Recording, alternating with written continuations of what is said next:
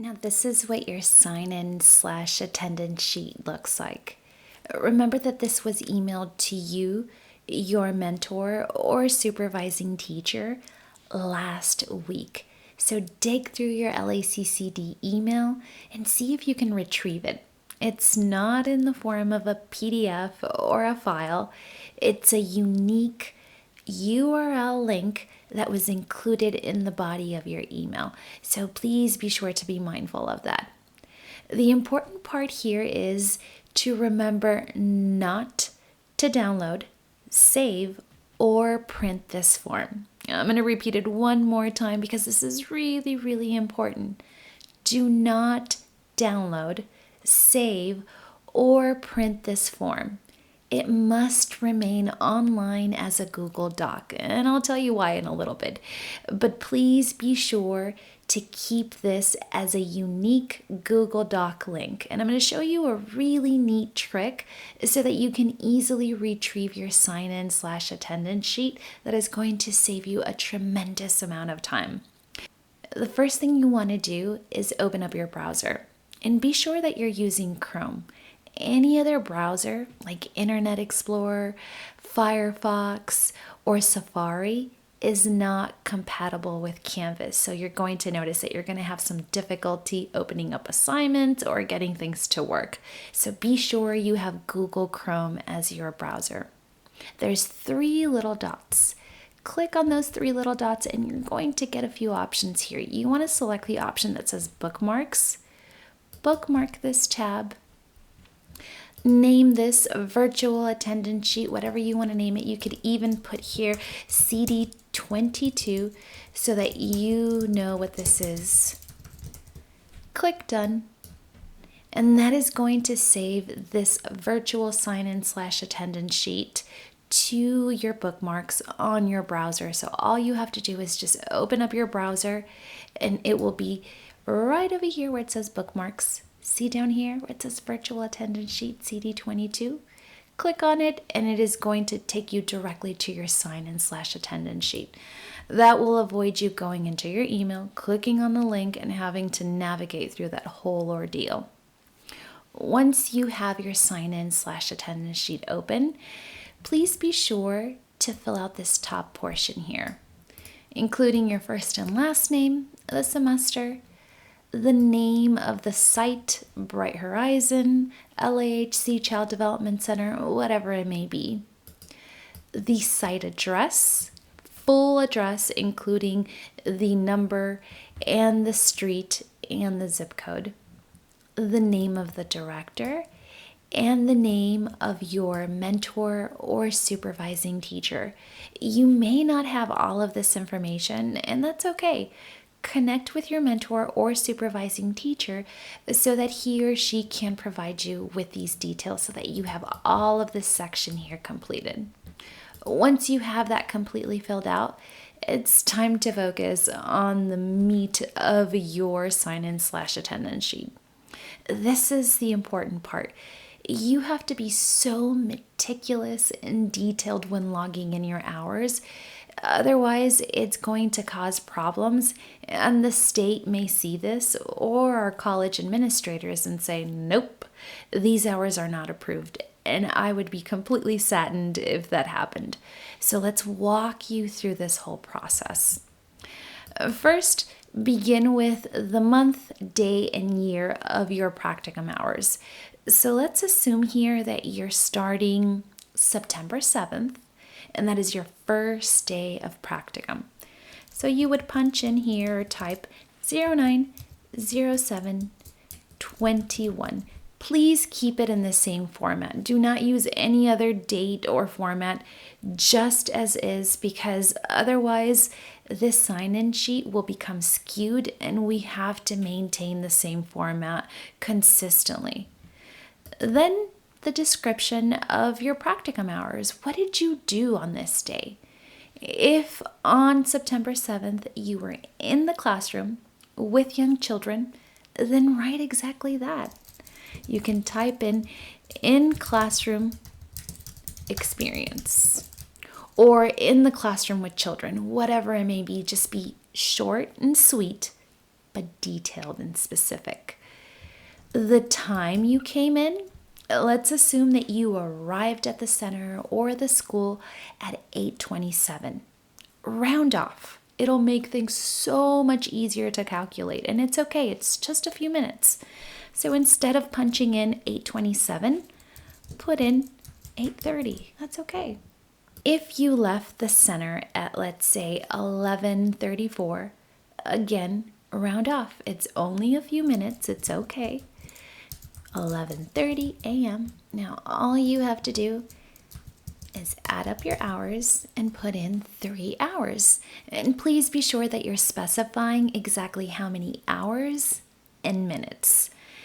Do not make the mistake of putting 3.5, because then we don't know, is this 3.5 minutes, hours, or is this 3 hours and 50 minutes? And be sure you're indicating how many hours or minutes. And then in the section here that says approved, that is where your mentor or supervising teacher will initial. And they'll do this periodically, let's say every 1 to 2 weeks. They'll just come into your sign-in sheet, put in their initials, and that basically guarantees that you, in fact, conducted these hours during these times. Please be mindful that the only way that your mentor or supervising teacher is going to be able to approve your hours is if this document remains as a Google Doc. If you download it or save it or are keeping a separate tally in a notebook, your mentor or supervising teacher cannot approve your hours because it's saved somewhere in your notebook or on your computer. That's why it's so important that you keep this as a Google Doc link. The other aspect that we're trying to avoid is bringing in paper and having it touch different hands. So because of COVID, we are trying to eliminate touching paper and having it go through all these different hands and places. So that's why we keep it as a Google Doc. Next. Now keep in mind that some of your hours are going to be a combination of in the classroom experience. That means your time that you spend in the classroom working directly with young children. And the other part of your practicum hours are going to come from your independent research or any type of hours that you conduct attending conferences or workshops or professional development. And I will approve those hours and give you a variety of opportunities that you can engage in that are free so that you can continue to accrue those practicum hours. So those two things are what is essentially going to make up your 108 hours of practicum experience.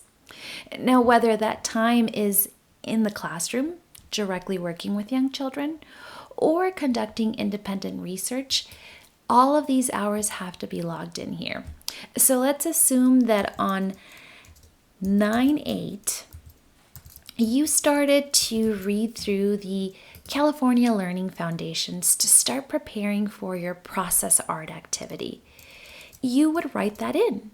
The description of that activity would be researching California Learning Foundations. And then let's say you read over the visual and performing arts domain. You would put the time that you started. Let's assume that you started at 11:55. We're rounding off, so we can say 11:50 a.m. And you stopped an hour later at about 12:48. Then I would say just put 12:50 p.m. Put in 1 hour. And then your mentor or supervising teacher will approve those hours. So this section here has to be detailed, but short and sweet. Do not write long paragraphs. And keep in mind that you're doing this daily or as you're conducting these practicum hours. You cannot backtrack your time. What that means is, let's say that you were extremely busy last week and you forgot to log in your hours. And then the following week, the same thing. Now you're 2 weeks behind. If that happens, you can't come back and say, oh, I forgot to log in my hours. Let me go back and write in my hours for the last 2 weeks. Remember that this is a Google Doc and it keeps track of every stroke. If the state were to audit us and say, I want to see the sign-in sheets, and you have no hours logged in, we would be in incredible trouble because you would be backtracking, and that's falsifying a document.